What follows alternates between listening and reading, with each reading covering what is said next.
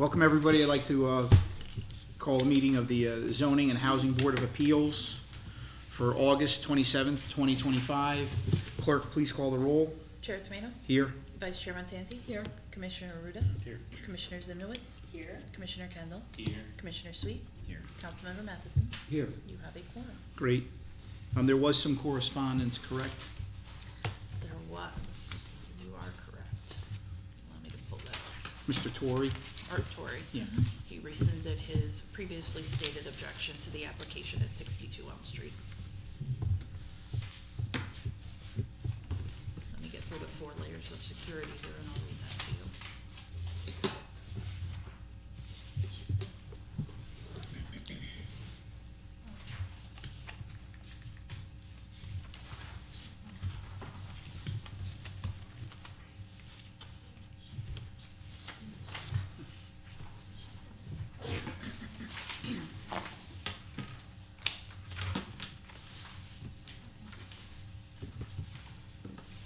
I have it if you want me to read it. Okay. Sorry. I have it. I'll read I it. got it. You know? All right, to the Zoning and Housing Board of Appeals regarding 62 Elm Street from Art Torrey of 56 Elm Street. Petitioner now states that he intends to have market rate apartments at 62 Elm Street. I'll take him at his word, and therefore I have no objection to the variance. Good luck with the renovation, and I look forward to a beautiful finished product. Great.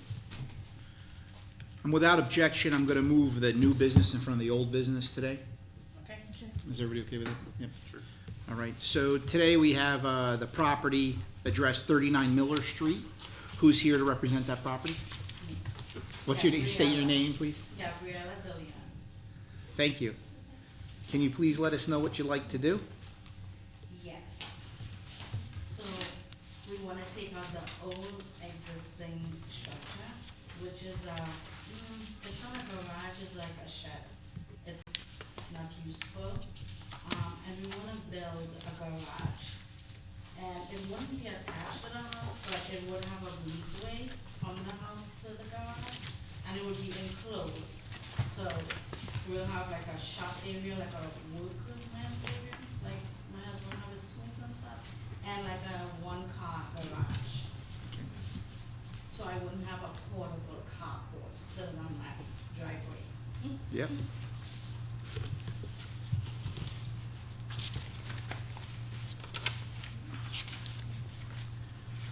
The structure is going to be a little bit bigger, right? It would. Yeah. Do you know about how much? I don't have a lot of space to work with. So if we need like a 1-car garage with the workshop area, it would be, but it would be on our lot, so we wouldn't be exceeding that.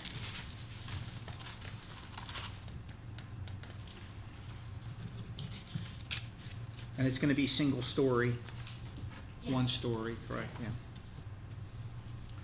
And the breezeway that you propose to construct, is it going to be a flat roof that connects the two properties, or is it going to match the rate of the roof? Yeah, it will match. It's not connected. The roofs don't connect to the house. Okay. Oh, you're talking about the breezeway, yeah. The breezeway, yes. The breezeway, yeah, should match The rake of the roof when it comes off the garage. yeah. Okay.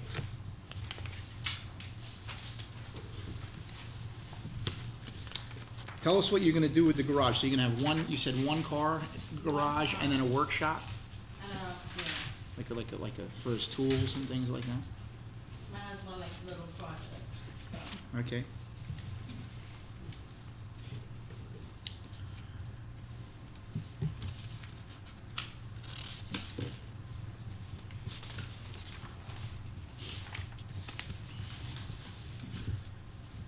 Do you have anything to say before we're going to open it up to the board to ask you some questions?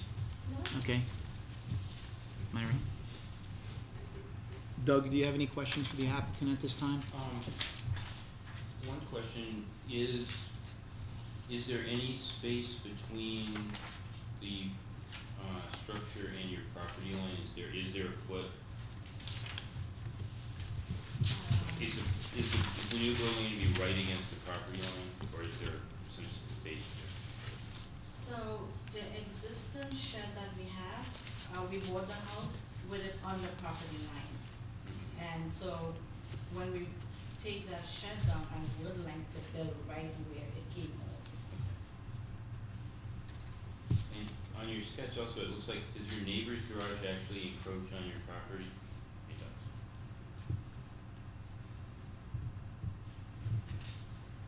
That's all I have for right now. Is that a shared driveway, or is it, It is. it is a shared driveway? Okay. It's a shared driveway where we own most of the driveway, so even though their shed is kind of partially on ours, we don't care about that. So this new garage would be built entirely on your property? Yes. Okay. Lori, do you have any questions? And actually, how close to the property line does it come? It looks like there might be a slight, maybe a foot, or I'm not sure. It's hard for me to tell from this drawing. Are you talking about the driveway side of it? No, I'm talking about the long side, the 26-foot side of the garage.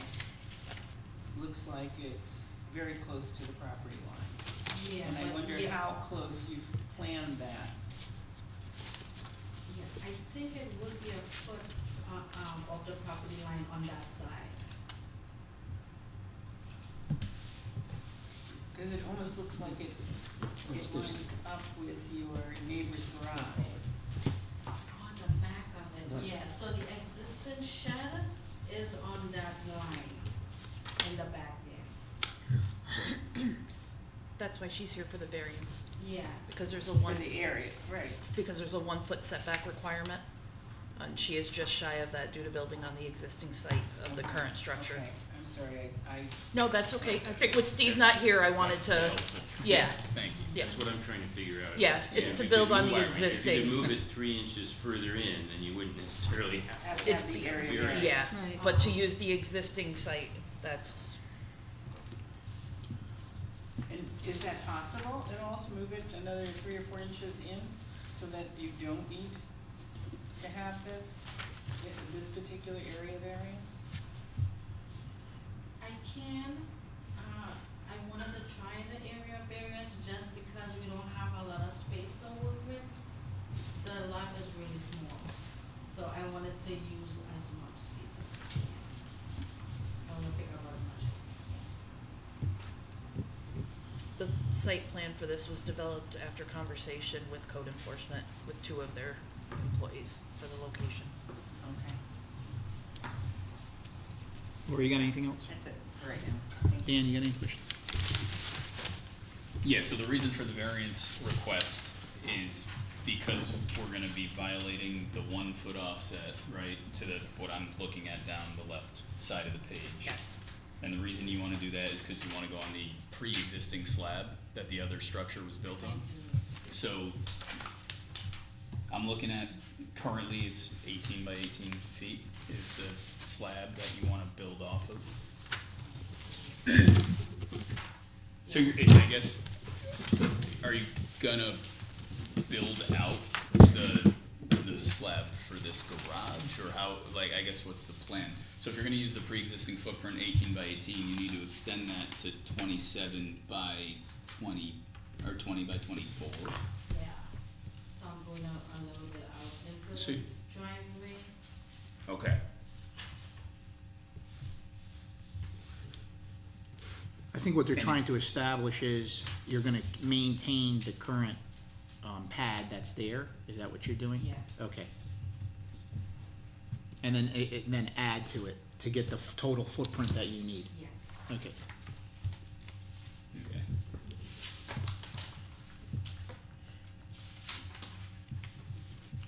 Okay, I think I'm all set. Okay, Pete, you got anything? What's the distance, so I'm looking at the check, so I'm looking from Miller Street on the left-hand side of the house. There's a property line, and it looks like the house is pretty much right on the property line. What's the distance between the current, it looks like it's gonna be flush, the new structure will be flush with the house. Yeah, on that left side? Yes. What's the current distance between the property line and the, I don't see that listed here. Because that is gonna be closer, it's gonna be closer on that side, it's gonna be closer on the driveway side as well. So just to Because get I it think it's 1 foot off the property line on that side. on that left side. So no need for variance on that side, just on the side that's neighboring the neighboring garage, that's adjacent to the other garage, which you already have in a structure existing there today, that you wanna reuse. So the structure. Not the structure, I'm sorry, the slab, Okay, yeah. the substrate, right, the slab, yeah, Yes. apologies, no, that was on me, yeah, okay.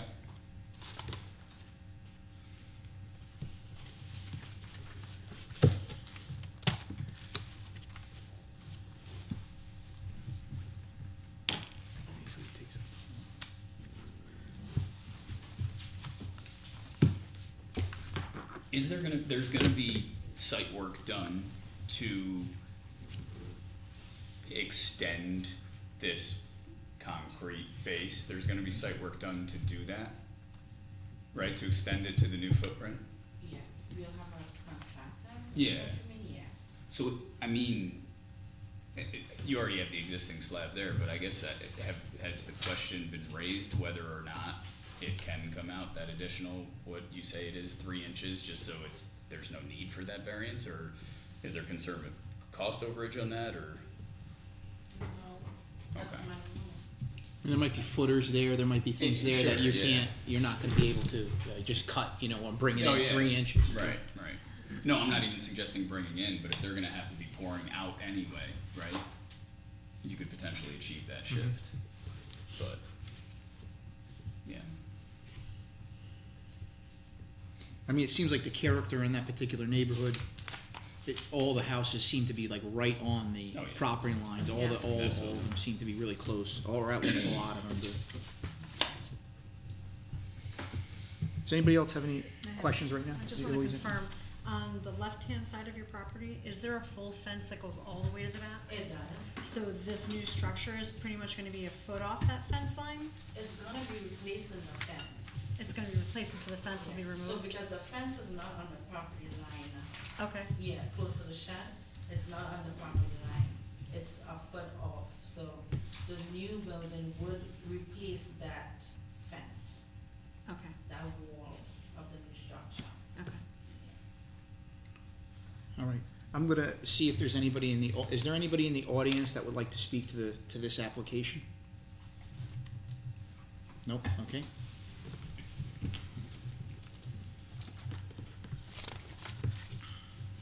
Do you have any other questions for you? No, I'm all set, thanks.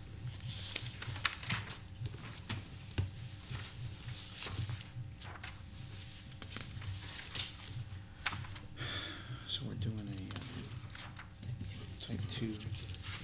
I want to try to get the seeker out of the way here really quick. So we've, Subsection 12. yep, it's a type 2, subsection 12, it's going to have no environmental impact. Could I get a motion to say that? I'm sorry, Lori. So move. So, Second. thank you. I got I you. said that wrong. You good. I got you.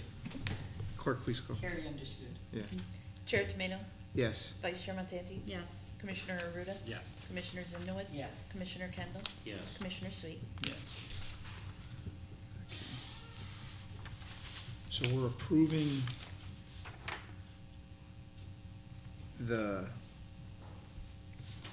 we're not, the variance, yeah, as, And then site plan after. yeah.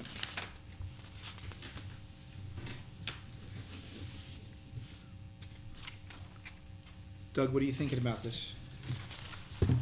Well, I mean, it'd be lovely if it could be a foot off the line, but I understand why the motivation for reusing the slab. And again, as was pointed out, the neighborhood has a lot of similar situations. Features, this is Yeah. the features. I would agree with Beth's comments. I would prefer to see it, you know, move to the 3 inches if possible, but it does fit the neighborhood. So I don't see it having a negative impact on the neighborhood. Okay. It's like a really nice plan.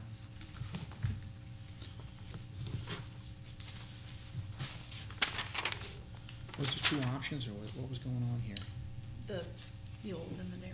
All the old? There were previously submitted drawings Mm. that when they were. Okay, so, but determining this their is the one that we options, have. that This is the one, so we're gonna be Yes. voting on 2B. this 2B. Yes. There's no 2A or No. 1.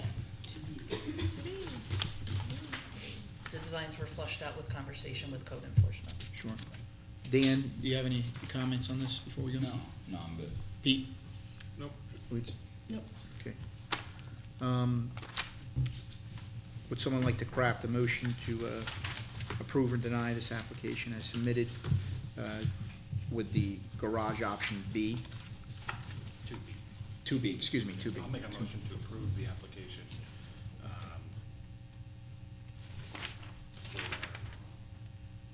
for the setback. To approve the application, the area variance application for the 1-foot setback, for the site plan 2B. I would second his motion. Clerk? Chair Tomino? Yes. Vice Chairman Tanti? Yes. Commissioner Arruda? Yes. Commissioner Zimnowitz? Yes. Commissioner Kendall? Yes. Commissioner Sweet? Yes. Motion passes. So, Site plan review. so what do we want to do? with You this? want to approve or deny, but approve or deny the site plan Yeah. review for the property? Does everybody like the way that looks there? I mean, the way that they're doing the breezeway, all that? One question that I do have for you, behind the house, in front of the new structure, what material is that gonna be? So it's gonna be concrete. It's gonna be concrete? Okay, Yeah, and this breezeway will probably be plank. okay. And so, Will be probably what? be what, I'm sorry, in the. Like wood, Like a siding? Like siding, like finishing it up, so it'll be Yeah. solid. it'll be solid. Okay, so there's no openings to that walkway. so the issue here is how dense this property, you know, how the structures are dense on the property, you know, comparative, so the water you're going to shed, the water, it's gonna be pitched into the driveway, which would be pitched into the road, I'm guessing. Okay, cause we have to have a concern with just a little bit of that, you know, that coming there. So you're saying that that concrete would be pitched towards the driveway, not onto your neighbor's property, but then onto your driveway? Okay.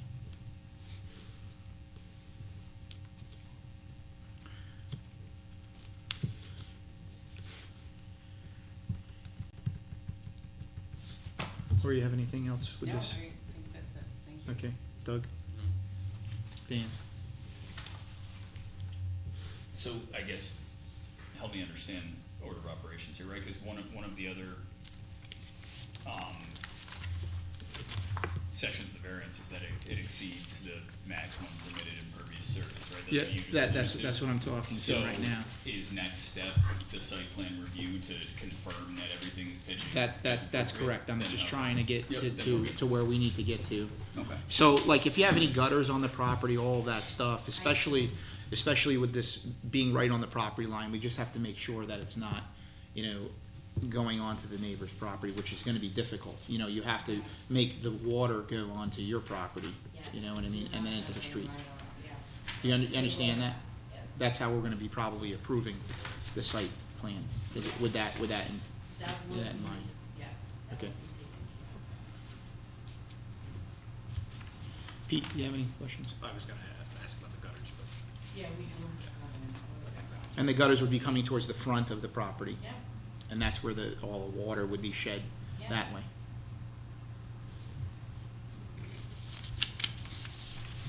You have anything, Louise? No, it's a very obscure piece of property though. I'm trying to define if that's the garage to their neighbor, or is that the backside garage? This garage right here, is this your next door neighbor to the left? Yes. It is, so it's set back that way? it is. Their property's different, property line. Yeah, their property line is different. Okay, so we would need a motion to approve the site plan where by, you know, it looks like this, and the water would be, you know, directed towards the front of the property, not Yep. on the adjacent properties. Yeah, so I can motion to approve the site plan review, pending the review of I think all drainage pitch as appropriate.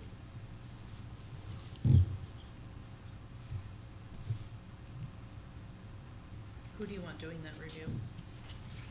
Codes as part of the permitting process? I would say so. Yeah, okay. I just want, so I can put it in the motion, Yeah, that's no, all. thank you, no, yeah, we Yeah. need to be specific, yep.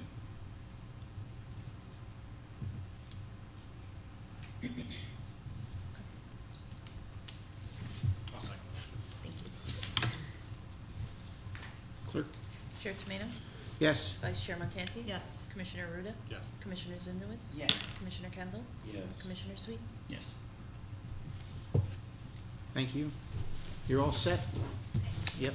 Thank you very Yeah. much. See the code office, you know. Seco.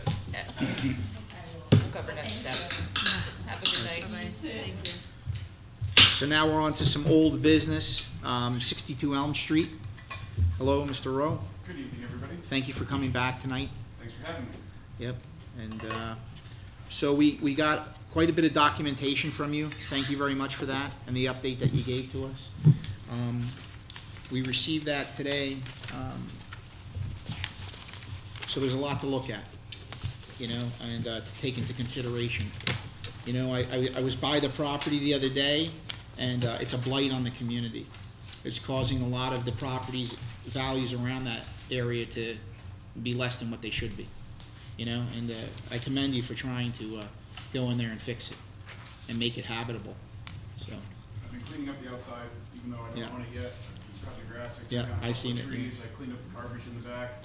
Try to do what I can while I'm going through the process, you know? yep, thank you, sorry about that. If I may, I want to apologize to you guys that you just received this report today. I did provide it to code on July 31st with the understanding that it would be presented to you with enough Sure. time for you to review it. I'd also like to explain that the report is specifically designed by code, who instructed me to write it exactly as it is. Yep.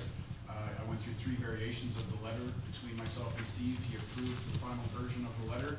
And the reason it's written the way that it is because the way he explained it to me is that the legality of the variance, if it is ever challenged in court, is based off of the 4 things that are highlighted in this report.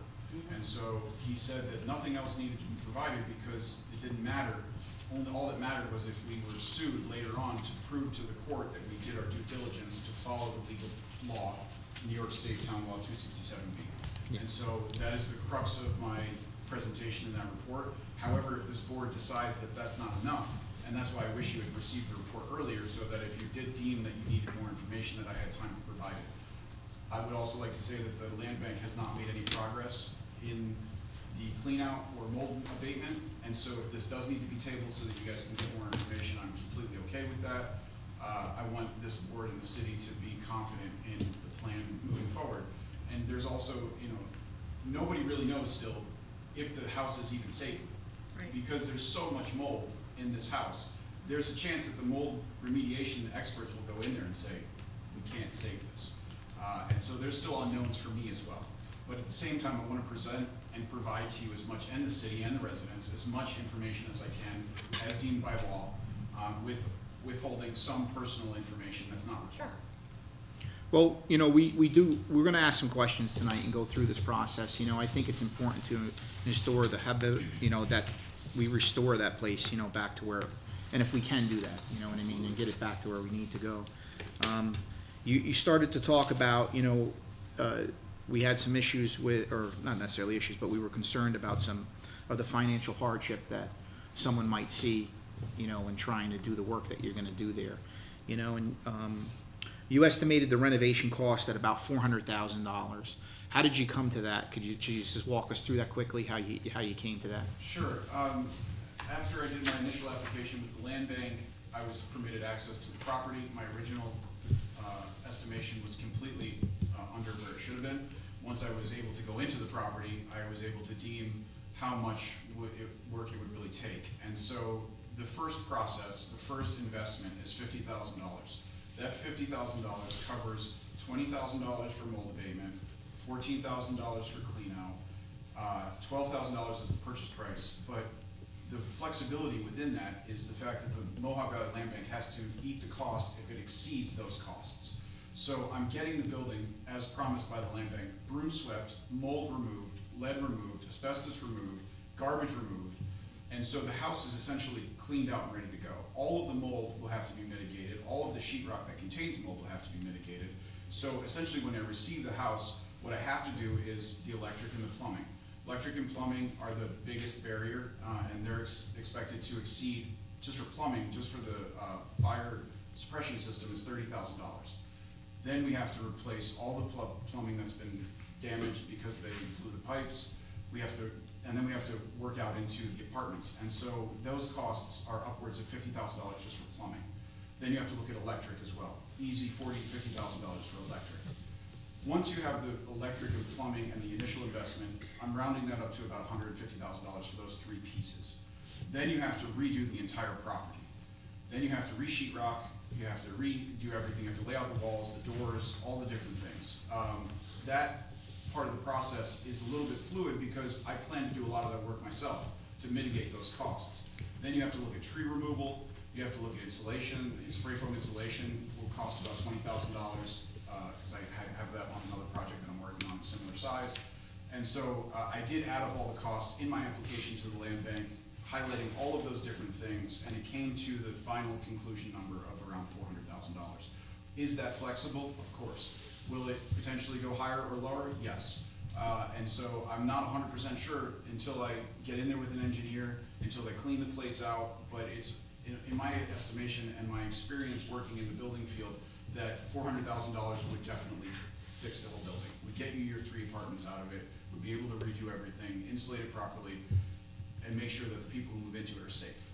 And that's the most important. Then I'm sorry, a couple of things I skipped over was ductless splits for the back and front, all the heating and things of that nature. So $400,000 is the conclusion that we came to. But I'll be honest with you, I'm not 100% sure of that. Sure, I mean, nobody can be at Yeah. this point. I mean, as far as, look, if we could get back, there was some question on exactly what this building was gonna become into the future for you. This is gonna be a 3-unit building, correct? That is my 100% intention. Reason being, it structurally supports 3 apartments best, and I say that because of the layout of the house. And so the entryway would be through the main front doors. As you walk into the front door of the building, you're into a pretty nice entryway. There's a room off to the left that can't be used in an apartment structure in any way. So basically, when you walk into the front of the house, you would have to have a wall here and a door here, and then stairs leading up to the other 2 apartments. Most importantly, for second-story apartments is you need egress and you need fire escape. Those are both pre-built into the property, and I'm not trying to spend more money than I have to, and so logically, it makes the most sense for me to have 3 apartments. Also, there's a shortage of 3-bedroom apartments in the house, or in the city, so I believe that the first floor could be a 3-bedroom apartment, and then the second floors could be a 2-bedroom and a 1-bedroom, respectively. And that's my plan going forward. I don't think that it could be cut up into more than that. I mean, sure, you could cut it into 5 little room apartments, but that's not what I'm trying to build. I'm trying to build something that's nice, that people want to live in. So can you just say that again? So there's gonna be on the bottom floor, you're gonna do a 3-bedroom? Bottom floor is projected to be a 3-bedroom. First floor. First floor, yes, the first floor, yep. 3-bedroom. The second floor would be 2 apartments, probably one as a single bedroom apartment with a kitchen and bathroom and living room, and then a 2-bedroom apartment with a kitchen and bathroom. So a single, like a 1-bedroom, and then and then a 2-bedroom? 2-bedroom and a 3-bedroom, 1, 2, and 3. Okay, awesome. And the 1-bedroom and 2-bedroom are on the second floor? That's correct. And then what's your plan for, is this 3rd floor where it's kitchen, utility, or is that 1st floor? No, that's first floor. So third shoot, floor basement, okay, is, sorry. third floor is just the attic. Oh, okay, So okay. it could be storage for one of the apartments potentially. It could be potentially used in some way, but I'd like to avoid that as much as possible because then you need fire escapes from the 3rd floor and it's just more of a problem. I think there's some code in the city about 3rd floor stuff. Sure. We spoke a little bit about the unique hardship of this particular property and the dire need to do something with it. If you could just speak real quickly about that and where that's going and how this property is affecting and dragging down the rest of the community. Yeah, I mean, it's definitely an eyesore. It's getting to the point where if we don't do something with it immediately, it'll have to be demolished. The roof is still solid, so the building is still dry. There is one spot in the attic that needs to be addressed on the roof. But it is a financial hardship, because one, it's never been compliant in that zone. It was never built as a single-family home. It was always either a woman's home or a fraternity. And so the financial hardship of the building is that there's nothing else that you could utilize that would make it profitable over any period of time. And so the only way to make it profitable, and not even in a near timeline, is to turn it into apartments. And so doing so, we would save the building, we would save the house, we would make more apartments in the city, and it would make the neighborhood better. It matches the criteria, matches the design of the rest of the houses in that area, specifically right next door at 60 Elm Street. It's a beautiful house, another Queen Anne, and there's multiple other properties on the street and the surrounding area that match that. And so it would be sad to watch it get demolished and then put in some whatever that isn't matching the style of the rest of the neighborhood. When you plan to renovate this property, are you gonna, you're gonna keep the historical elements of the property as far as the siding goes and some of the ornate work that's in the, the moldings and the character of that particular property? Do you plan on keeping that there? I do. I plan to keep the outside as much as it is currently as possible. The number one thing you would see on the outside change is the windows, just because they're not thermal enough to insulate and keep heat and stuff. Well, they probably don't meet the energy code of today. They don't So meet any codes, so I would need to replace those. So you would get probably, I might be able to get red vinyl windows to replace the red old windows that are in there. But I don't want to side the house. To side the house would be an easy $40,000 to $50,000 in vinyl just to wrap that house. It's still going to cost $20,000 to paint it, but that's something that's more achievable. And I've been up there on the ladder, and I've touched a lot of that kind of ornate detail stuff. It's solid. It's up there pretty good. I'm going to hire a painter, or I'm going to rent a bucket truck myself and get up there and wire brush it all off and then repaint the entire house.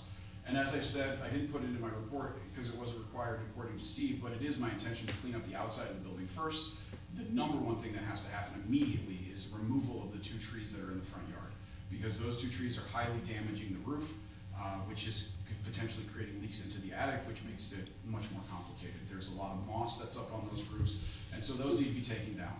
That would have to happen before I paint it, and I would also try to do that at the same time as taking all the black boards off the windows.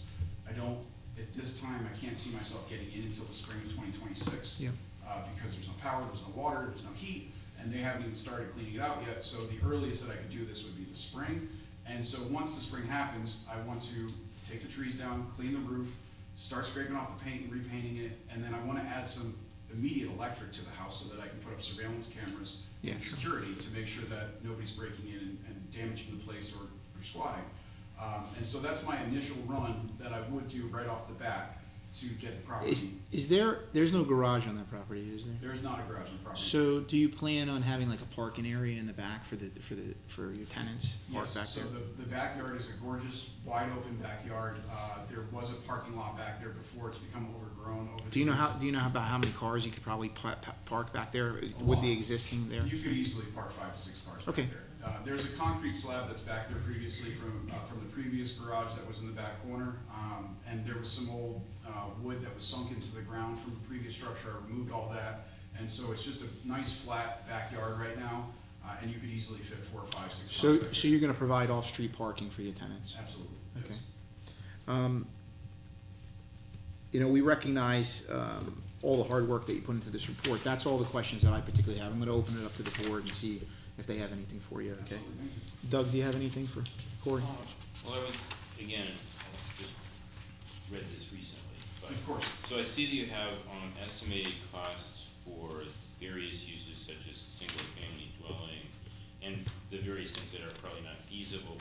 Do you have a financial estimate for how a comparable estimate for a 3-apartment building that you propose?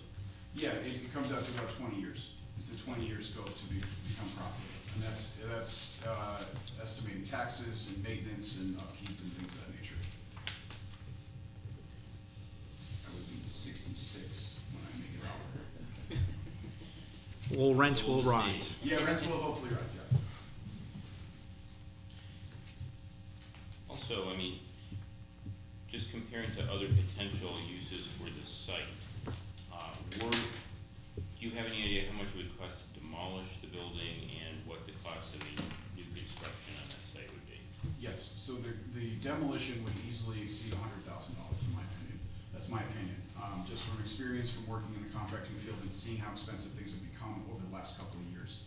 That's just to knock down the house, remove all the garbage, remove all of the construction material, and then get it back to a baseline.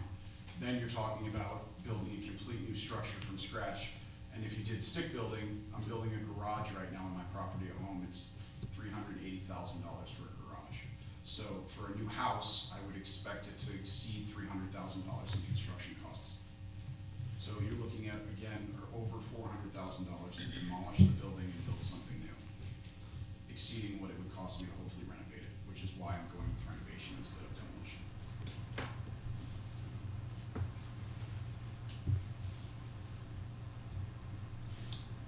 You know, by the way, you still have to do a leave abatement before you demo.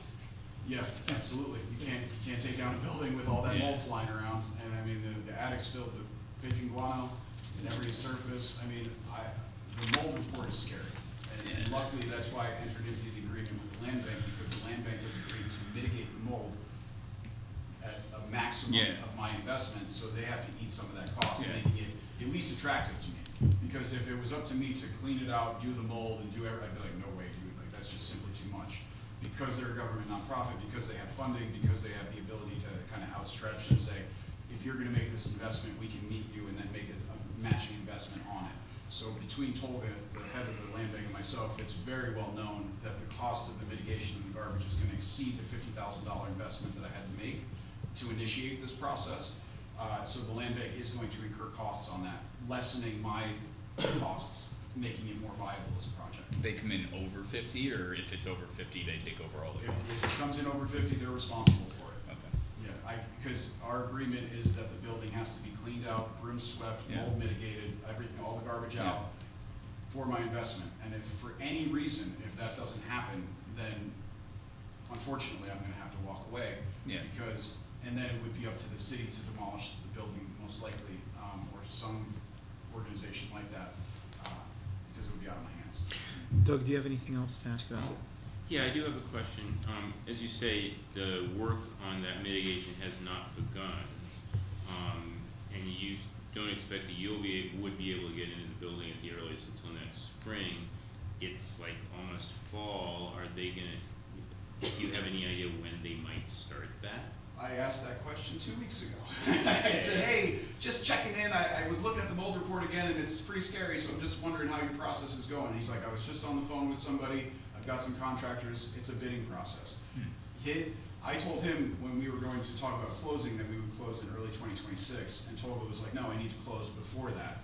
And I was like, okay, that means you got to get this stuff moving pretty quickly. And so I checked in on him, and he said it's in process, and then he's talking to contractors to do it. But that's the best report I have from him at this time. Okay, I mean, I am curious because they have, the land bank has owned the building for a good number of years, and they have done as little as they possibly could in I would terms. say zero. Yeah, I mean, they haven't shoveled the walks, they haven't mowed the lawn. I'm cutting the grass. Yeah, well, now you are. And before that, it was $10 sitting years at ago, you were. $125 a clip. No, I agree with you, and that's part of the reason I got into this in full transparency, because I don't feel that the land bank is capable of rehabbing both 62 and 50 Elm Street. I was gonna do them both, but luckily somebody else already was working on 50. I have no faith in the land bank. I'll be completely honest with you, they have not done very well for the city. We're kind of an outlier in the last thought. Lori, you have any questions? Well, that would be going down that same pike, you know. If we agree to this variance, it goes with the property, and if the land bank doesn't come through for you, then, I mean, I like your plan, and you've done your homework, and I very much appreciate that, you've done a great job.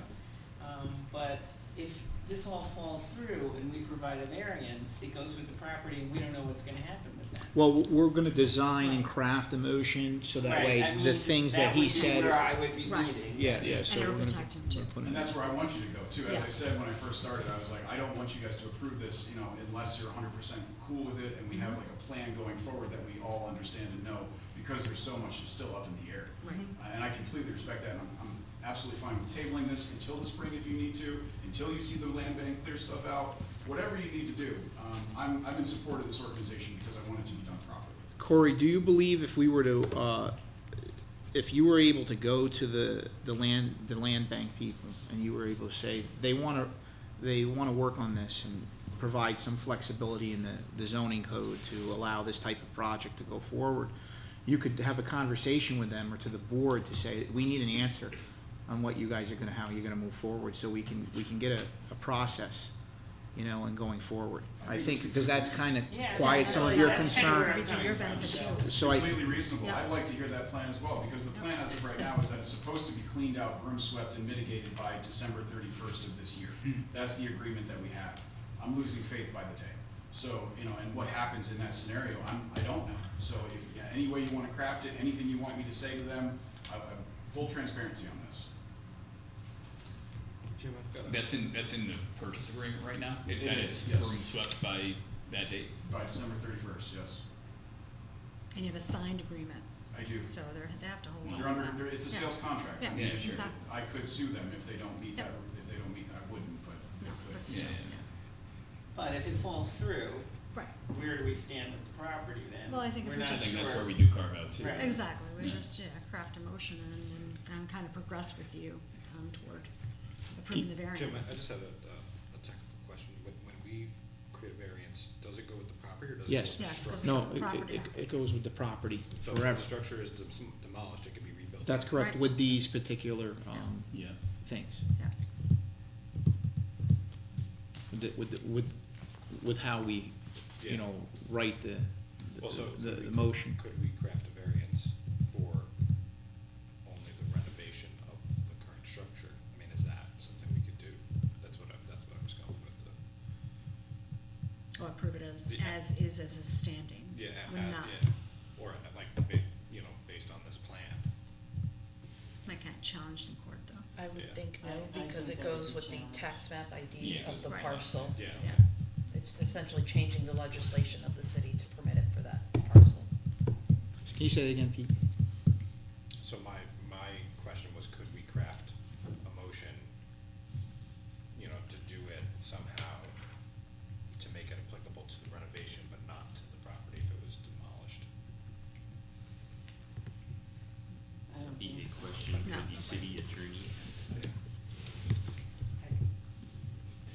Since the variance goes with the property, I'm not sure how you could It craft attaches it to the for parcel. just a structure.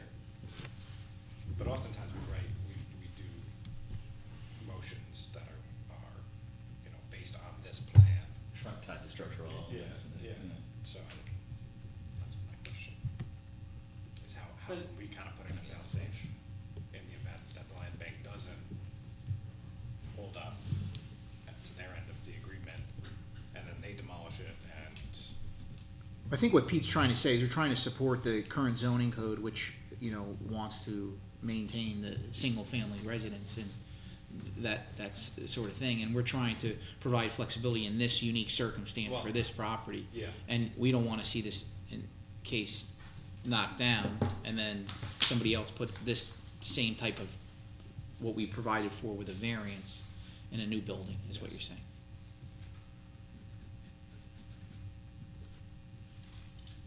However, it sounds like the owner is willing to work with us to table it until it's more secure in terms of his ownership. When, To move Mr. ahead. Rowe, when will you know exactly when you own I know when the closing is when you own it, but did they give you any so that, to understand the sales contract, if you could explain that again, for clarity. You have a contract with the land bank, the Mohawk Valley, that's what they call themselves, the Mohawk Valley Land Bank. They own the property now, Correct. and they are gonna give you the property at closing, broom swept and all of that, and you have a contract that says that. Correct. What are like, what's the recourse if they don't perform that? Do they need more, like, What would realistically? because it seems like, just interrupt you one real quickly, it seems like there's some hesitation to go through this, to finish this process tonight, without some reassurance from the Mohawk Valley Land Bank that this is actually gonna happen. Like, they've been working on this since, 4 or 5 years now with that particular property maybe. And it seems like they're ready to go, but, what's gonna happen here? And I think that there's enough people on the board will poll here to see that maybe it might be the right thing to get some indication from them that this is going forward. He was supposed to make it to the last 2 meetings, so not a great sign there. And that's why I'm completely okay with it. If you want to table it for a month and I can bring him back here, I can present the sales contract to you, I can give you any other further documentation that you require. I would love to hear from him. The legal recourse, just the brass tacks. I have a contract that says he's supposed to do X, Y, and Z by December 31st of this year.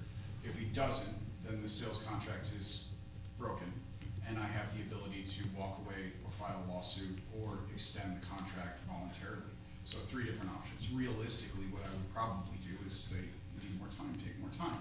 I'm not in a rush, but I'm not signing that I own this property until it is properly cleaned out and taken care of. So it would just extend the process further down the line. I think it's completely reasonable to request from this board to hear from the land bank any kind of solidification on their plan. Because, like you, I agree, I signed the sales contract in mid-July, put the variance in, actually I think it was even in June, and I said to him then, I was like, hey, we should do this sales closing next year. And he pushed back on that idea because he wanted to get it closed. So I know that he wants to get it done.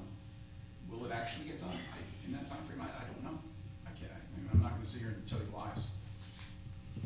All right, just for one moment, I want to see, is there anybody in the audience that has anything to say about this particular property? Yes, we're the Nats and we own 55 Elm Street. 55, okay. Yeah, and we have the same concerns as the board has about giving someone a variance before. Could you just, you said, what was your first name, sir? I'm Jeffrey Nat. Jeffrey Knapp, thank you. And my wife Lauren. We own 55 Elm, which is very close to this property. And I'm concerned about changing the variance to something that, if somebody did demolish that and put a nice residence for a family, that sounds a lot better to me than more rental property on Elm Street. We have a lot of affordable places to live already in this city, so I'm not really crazy about this idea. Plus, that place is a mess, and it sounds like he's already having problems. I feel sorry for him. He's already having problems, and he hasn't even started. So I'm kind of concerned about this whole project, so I hope the board thinks everything through, because I am gonna be the neighbor. I mean, his plan sounds great. I mean, know, like the concept, three yeah. apartments sounds great, but if they get a variance, and like you said, somebody demolishes the property, and another developer comes in there and they put 8 apartments there, now we got low-income housing and stuff, we don't wanna see that happen. That's what we're concerned. Yeah, we're going to be we're going to be crafting a motion either way if we're in support of this, and the motion of the variance will be exactly what the applicant is applying for. So they would have to unravel all of that to expand upon that variance. They couldn't just expand upon that variance without coming back again. And that's what it is. And the historical nature and the longstanding use of this particular property of being all the things that it's been over, I don't know how old it is, but it makes it very difficult for this property to be utilized in the fashion, other than what it is today. And so we definitely take what you're saying, seriously, and we're on the same page as you as far as that goes.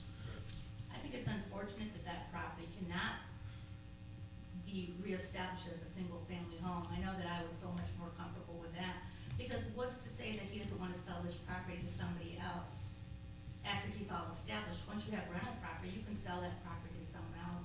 He doesn't have to own it for the rest of his life. See, so it's different than, once you change the variance, you're opening it up for a lot of things for the people that live on that street, and plus parking. I mean, if you live there, it's kind of different than if you're just talking about codes. Sure. Thank you. You have anything else, Mr. Knapp? No, I think that's it. Okay, thank you, sir. Is anybody else in the audience want to say anything? At 55 State your name, please. Jason Antrim. I like the plan. I would like to have 3 families there. I'd like to have anything there. It'd be nice. Yeah, I live next to Mr. Torrey, and if he's rescinded his objection, I'm okay with that too. Are there bats? Not that I saw. Lot of pigeons. Yeah, we had bats move through our place, so I don't like them to stay away. You have anything else other than that, those few comments? Okay, thank I you. mean, I like the parking off the street too. I mean, the street gets swamped with students who don't know how to park on the correct side of the street every year, so they're learning. But yeah, these first days of school were tough on the street, but, you know, if we're off-street parking were developed, that'd be good too. I mean, the backyard parking. All right, anything else? Anybody else? Okay, thank you very much. I did have one question. Sure, Ms. Knapp. Because I just wanted to ask people that are actually going to, that are. You gonna try to just do this. address the board and then Oh, we'll, okay. and then we'll Tell me ask. how to do it.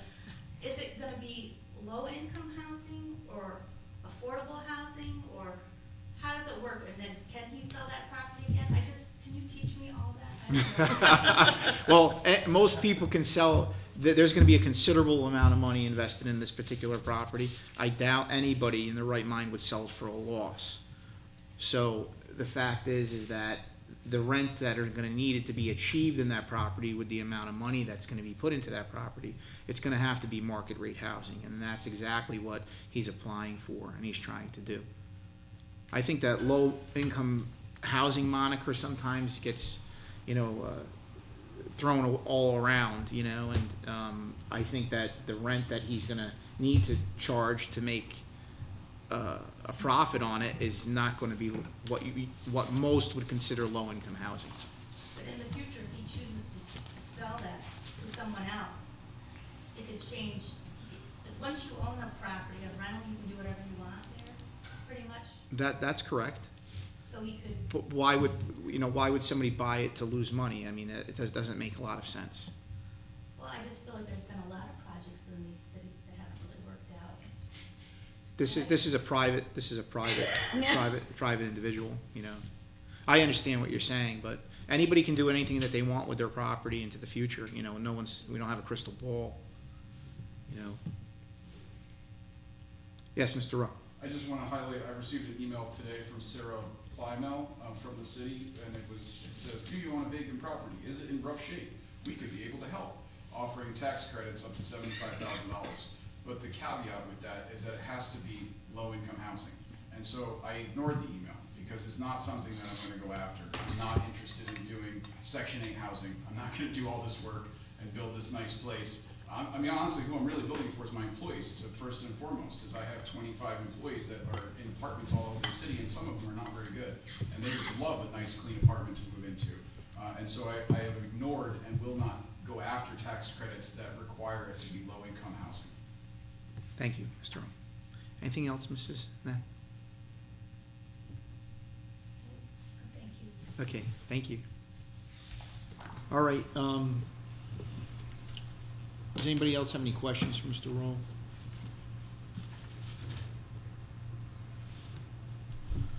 Doug, how you feeling about this? What would you like to do, Doug? Well, I feel like given the fact that Mr. Rowe has indicated a willingness for us to table this, to try to get further input from the Mohawk Valley Land Bank and maybe even someone from the Land Bank to attend the September meeting, I would be inclined to do that.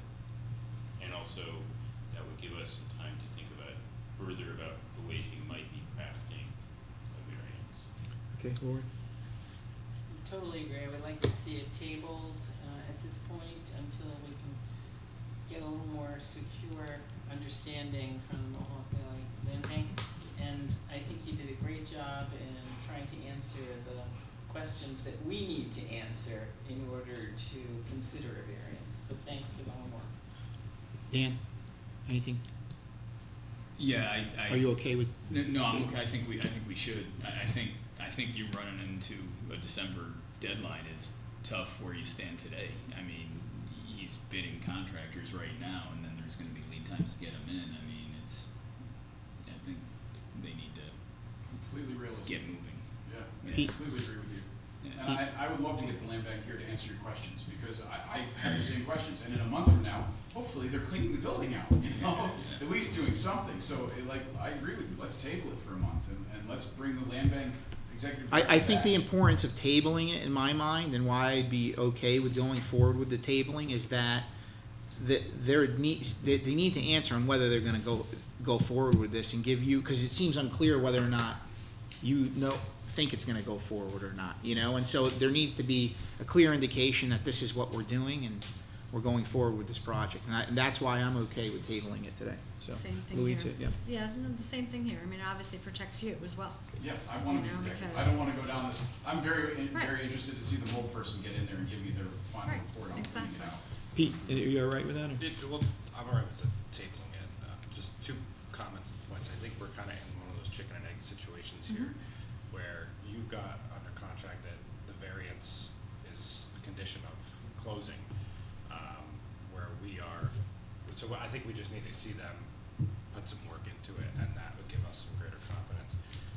But to the point that Ms. Knapp made about the single-family housing, that is a concern for me too, is that this does, like, return on investment for rental is, you know, it has to be market rate, but, you know, for a family to come in there and do exactly what you're doing, having an exact agreement with the Mohawk Valley Land Bank, where it's broom swept and mold remediated, and they come in and do the work, and they spend the money that you're gonna, and then they have a beautiful home. You know, they don't need a return on investment on that, and that wouldn't need a variance. And so that's, you know, something, a hurdle that I'm still trying to get over, Completely fair. so. I agree with you, you know, and I was thinking the same way. And there's not a lot of opportunities for that in this city. In the city.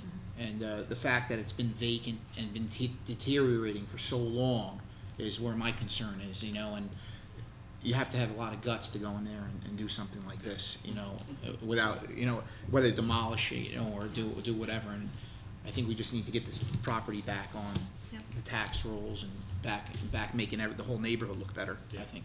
And I'm in very close proximity to that. Well, my dog prefers that front lawn. So, but I've seen you there mowing and all. Oh, you have? Yeah, Oh, yeah. so. Awesome. But I Uh, always pick it up, don't worry. Could I get a motion to table this to what's the date for the next meeting? It would be September 24th. To the September 24th meeting, where we will, Mr. Rowe will hopefully get an Drag him here. indication from the land bank on the process moving forward. Can I ask a question? Yes. I would make Are that you motion. working with Tolga? Yes. I will send him a letter directly. That would be As great. well. From the zone, Yeah. from the It'll zoning. be- It'll be helpful for you to do that, so that, I mean, Yeah. because I'm like, hey, Tola, come on, they need to talk to you. I will I've also only been reach so out. far. And that's what I was gonna suggest to you too, just to say, you know, you need to put some urgency onto them to say, you know, this deal is waiting for you as well at the variance board and the zoning board. I So- honestly respect your decision very Yeah. much. I appreciate you protecting me and protecting the Yeah, city at the same yeah. time. Again, that's why I wrote it into the contract the way that I did, so that I have a back door if necessary. Yep, absolutely. And so let's do our due diligence and make sure this is done properly. Yep, exactly. Thank you. And Who's thank making you. the motion? So I would make that motion, I'll second that we it. table it to the September 24th meeting, with the expectation that, we would hear from somebody from the land bank. I'll second it. Okay, clerk, please roll. Chair Tomino? Yes. Vice Chair Montante? Yes. Commissioner Aruda? Yes. Commissioner Zinowitz? Yes. Commissioner Kendall? Yes. And Commissioner Sweet? Yes. Pass. Thank you. all very much. Thank you. Yep, thank you. See you in September. See ya. Does anybody have any questions, comments? No? Okay. Excuse me, James, is this available online to look at? It will be. It will be. Yeah. Yep, it'll be uploaded tonight. You want that paper or anything? No. I'll just keep it because they. We're getting it Well- on the- Does he want it? Thank you very much. Do you want the whole packet? Has all the project It has- information in it? Yeah. It's online, but here's a paper copy. Yep, Thanks very much. Yeah. thank you. Appreciate it. We appreciate your time. Thank you. Thank you. What was that? So I was just wondering about the situation in code, if Steve has, he said that he had submitted his resignation He has officially resigned from the city. as of, he's already Mid-September. mid-September. There's a estimated date, but no official date. Okay. So by the September 24th meeting, he'll be no longer working here. Correct. Will there be an interim acting person? He has a deputy, John Hester, John, so. okay.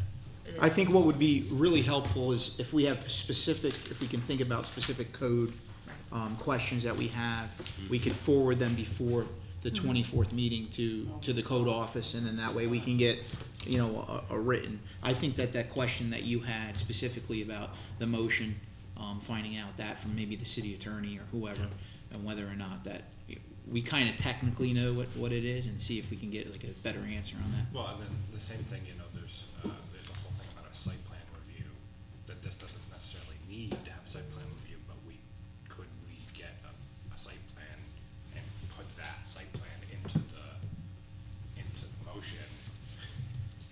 I don't know what the To legality make it is. concrete that it's gonna be a Yeah. three-family house. Yeah. Mhm. Right, because I think our variance could We just say did it on that it would be the limited to a 3 apartment. Right. With 5 or 6 parking spaces, and this is what I was Right, trying, we this could is what I give was the- trying. that detail that, you know, You know, I want to, you know, obviously there's community concerns, there were some of them tonight, you know, and some of these things, and making sure that the motion that's crafted, you know, takes care of some of these concerns that people have, you know.